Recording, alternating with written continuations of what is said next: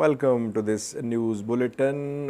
We have new stories from Somalia, Ethiopia, and Eritrea. Firstly, Somalia was Hassan Sheikh Mahmoud, Somalia's president, is in Uganda. Yesterday, he arrived in Uganda.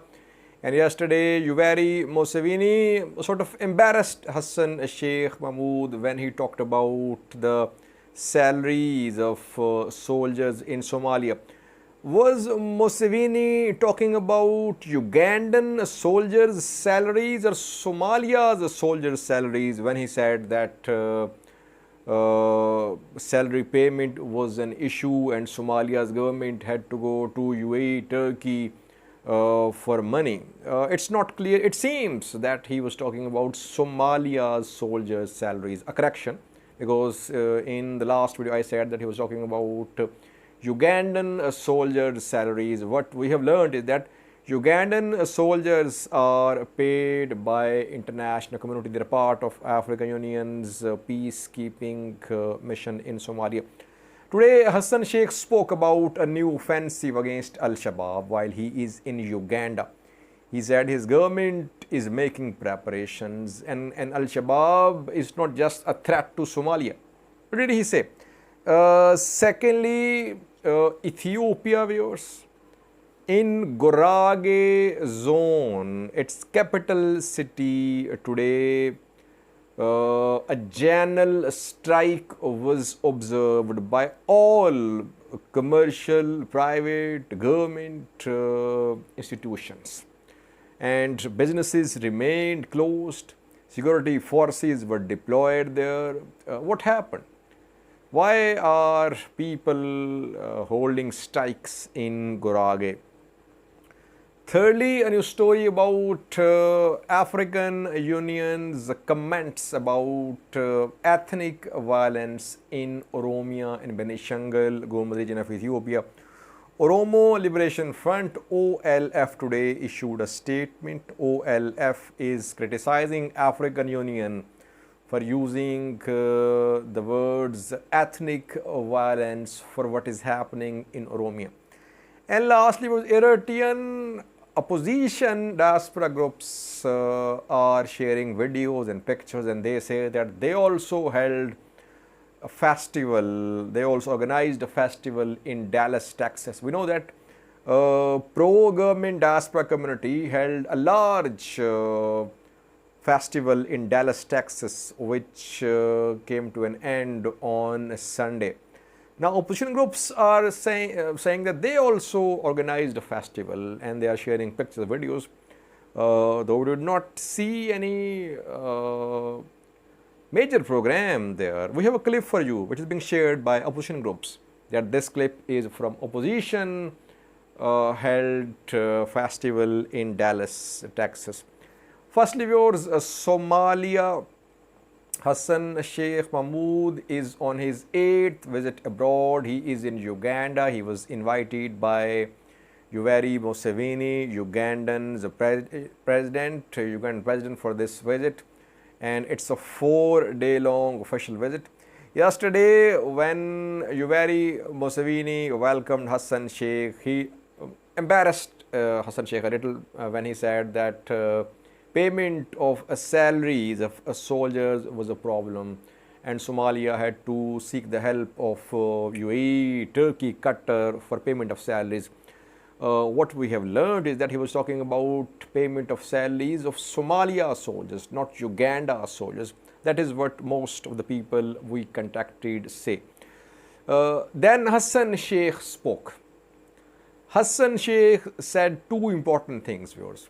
Firstly, he said that his government is making preparations for a major offensive against Al-Shabaab. So it means Somalia's government is in preparation mode so far. It is expressing its will that it will carry out a large-scale operation, but it is just planning this operation. And this operation has several angles. Al-Shabaab's ideology will also be fought by involving religious scholars, religious institutions in Somalia. So once again, a confirmation that Somalia's government is planning a major offensive on Al-Shabaab with help from neighboring countries, perhaps US as well. Secondly, he said, Al-Shabaab is not just a threat to Somalia, but this group wants to rule the world from Somalia. So he seems to be saying that Al-Shabaab is a threat to global peace, for regional peace as well. That is why Uganda, other countries should not see Al-Shabaab as just a group which is a threat to Somalia, and Somalia should handle it on its own. Other countries should help Somalia, because Al-Shabaab has agenda which goes beyond borders. The group wants establishment of a state beyond the boundaries of Somalia. We have a clip for you of Hassan Sheikh speaking at the meeting between Hassan Sheikh and Yoweri Museveni. Quality of the audio of this clip is not very good, a poor quality audio which we could not improve. But Hassan Sheikh can be heard saying that his government is planning a major offensive on Al-Shabaab, and Al-Shabaab is a global threat. Watch this clip. We are grateful for Uganda's support in the fight against terrorism in Somalia. The terrorism in Somalia is not, they don't have a Somalia agenda, but they are global agenda. They wanted to rule the world from Somalia, which is impossible. Your Excellency, the UF, as part of the atmosphere, is undertaking courageous and operations along the security forces. My administration is preparing with new offensive Al-Shabaab to defeat Al-Shabaab in the remaining territories they hold. And the main supply routes that they along the new military effort we are planning right now. We will also be fighting Al-Shabaab ideology. The ideological front is in two. This one is the religion. Need to convince our people that their school of thought of the Islamic religion is not the right one, and we have so many proofs to prove that. Component of that front is the issue of patriotism, as rightly said. Secondly, was creation of a new regional state in Ethiopia is becoming a contentious issue. We know that last week people protested in Wolaita. In Wolaita's main city, Sodo, people took to the streets against the creation of a new regional state. 17 zones and special woredas of SNNPR have submitted a request to Ethiopian House of Federation for the creation of a new regional state which will split with SNNPR, Southern Nation National People's Region. Last year we know that Southwest Regional State was created, which was part of SNNPR as well. Now a new state is being planned, regional state, and Prosperity Party is in power in SNNPR.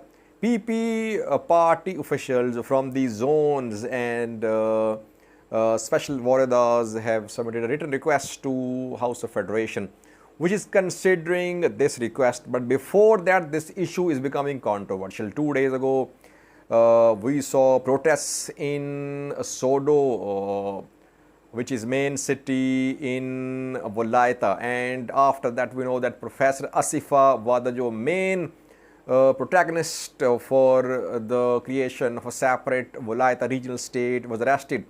He reportedly backed demonstrations in Sodo. He's in custody, and more arrests are underway in Wolaita. Now a situation in another zone. Name of the zone is Gurage, viewers. In Gurage is part of SNPR, it has been struggling for a separate regional state like Wolaita. And people today went on strike in Gurage. All government, private, commercial institutions held a strike, general strike, transport as well. Transport sector went on strike too. So it was a general strike across Gurage, especially in Gurage's capital city, which is I think called Volkayth, I think. There was a general strike observed across the capital city of Gurage. People are against this proposal regarding the creation of a new regional state. Why? Gurage people have also been struggling for years for the creation of a separate Gurage regional state, like Wolaitas have been struggling for a separate Wolaita regional state. So this issue of the creation of a new regional state is becoming controversial. In Gurage and Wolaita, two main zones, the people are protesting. Let's see what will happen. What will House of Federation decide? Will it approve the creation of a new regional state, or will it listen to what the people of Gurage and Wolaita are demanding? Thirdly, viewers, Oromo Liberation Front, a political party led by Daud Ibsa, today released a statement. The statement is about African Union's brief notes of one of its meetings, in which Olusegun Obasanjo briefed African Union's Peace and Security Committee. In that briefing, Olusegun Obasanjo said that in Oromia and BG, there was ethnic violence ongoing. So the issue which we are seeing in Oromia was portrayed as an ethnic issue by African Union in a recent meeting. OLF is protesting. OLF says that people in Oromia, liberation forces in Oromia are fighting for their rights. It's not ethnic violence. OLF claims that since the start of the struggle in 1980, no attacks have been carried out on any ethnic groups living in Oromia by the liberation forces of Oromos. That is why AU's characterization of the struggle as ethnic violence is misinformation. African Union must correct. OLF denies attacks on other ethnic group members, but what is happening in Valaga, Ethiopian federal government, Oromia regional government, Amhara regional government, all are of this view that Oromo fighters have been involved in attacks on ethnic Amharas. Two massacres in Valaga were reported in recent weeks, and both the massacres were blamed on Oromo Liberation Army, though some government ministers say that militias part of the government are behind these attacks. But attacks on other ethnic group members in Oromia have been going on for years. It's not something new. OLF is of this view that by characterization of Oromo struggle as ethnic violence, Ethiopian government is trying to close the doors to a political solution to this problem. Ethiopian government is misinforming African Union that it is an ethnic issue. It's not an ethnic issue in Oromia. People are struggling, fighting for their rights. Lastly, viewers, Eritrean opposition diaspora groups are sharing pictures and videos. They say that they also held a festival in Dallas, Texas. We know that Eritrean opposition groups have been trying to stop a government-organized, pro-government diaspora-organized festival in Dallas, Texas, and 3-day-long festival was a major success. Reportedly, more than $1 million were raised just from the concert of a pro-government Eritrean diaspora festival held in Dallas, Texas. Where was this opposition diaspora festival held? We don't know, but some videos are being shared from a concert, from some music program. I couldn't find more details, but I have just one video which is being shared by some opposition diaspora members in the US, and they say they also held a festival in Dallas, Texas. Watch this clip being shared by Eritrean opposition diaspora groups about their festival held in Dallas, Texas. Thank you for watching.